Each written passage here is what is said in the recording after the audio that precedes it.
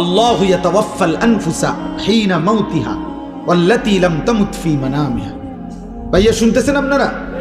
প্রত্যেক মানুষের রূহ আল্লাহ বলেন আমি আল্লাহ শরীর থেকে আলাদা করি দুইবারে, একবার মৃত্যুর সময়, আরেকবার ঘুমের সময়। খোদার কসম, এটা কোরআন শরীফের আয়াত।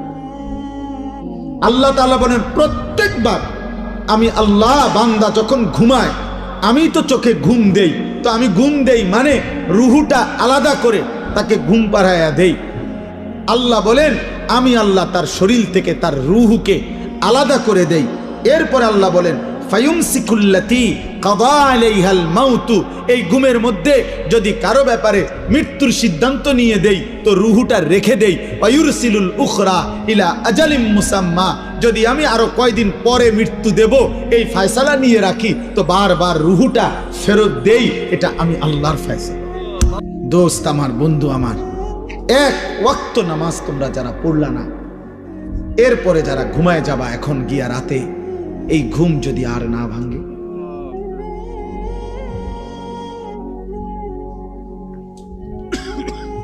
এই রুহু যদি আর না ফিরে দেয় মাওলা, তাহলে সারা দিনে নারী, ছবি, গান, বাদ্য, মোবাইলের অস্থির দৃশ্য, জিনা ব্যভিচারের ছবি, হারাম রোজগারের ধান্দা, কতজন রে কত গালি দিলেন, মন্দ বললেন, বিড়ি খাইলেন, সিগারেট খাইলেন, কত মিথ্যা বললেন, নাটক দেখলেন, সিনেমা দেখলেন, নারীর অশ্লীল ছবি দেখলেন, আবার একটা ওয়াক্ত নামাজের সেজদাও দিলেন না।